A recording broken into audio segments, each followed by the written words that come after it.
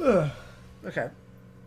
That last section was kind of tiring, but I'll get through that in a bit. That last section literally took me 2/3 of my playtime, pretty much. Yeah, 421 attempts, definitely an insane demon. Not the most difficult of one.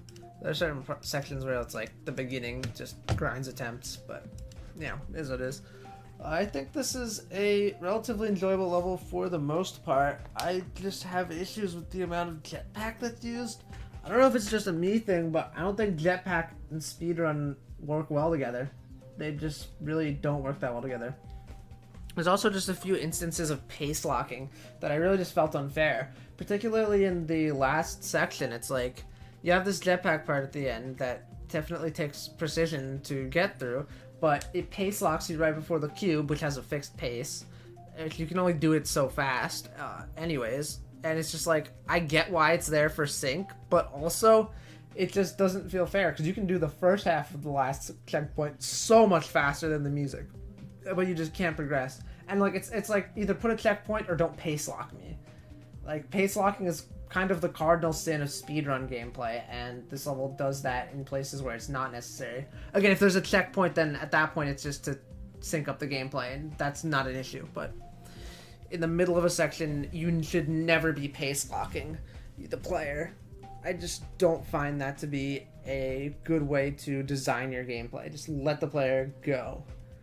As far as the deco is concerned, it's alright. It's got some decent effects here and there, but it's also a little too shader heavy. There are some uses of shaders that I wasn't a fan of, namely the inverse color shaders in the second part. It's because they affect the gameplay portals, which is stupid. There's this ship portal that you have to fall into at the end, and I just couldn't tell it was a ship portal until I had to watch a video to figure out, oh, that's a ship portal? How am I supposed to tell? It's not now. Give me 5 minutes. Yeah. I couldn't, yeah, it's just, couldn't really tell that. Where was I? Yeah, and there's some other parts where it just feels a little empty, whether it be the block design or the backgrounds. That just isn't the best detail balancing in certain parts. I know the red part was one that stuck out to me as having that sort of issue. I kind of blanking on if other parts do. Oh yeah, the one part where you go back and forth, isn't this like the purple blocks? Like the blocks are done well there, but the background is kind of lacking. It's kind of how this level is. Like one element, either backgrounds or block designs, is pretty solid, and the other one's a little bit behind that in terms of quality.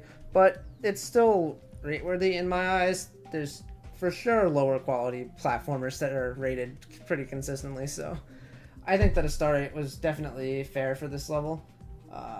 And yeah, I thought it was enjoyable for the most part. Again, not a fan of jetpack and speedrunning, not a fan of pace locks, but overall it's a decent level. I'd recommend this if you like speed levels, and yeah, GG's.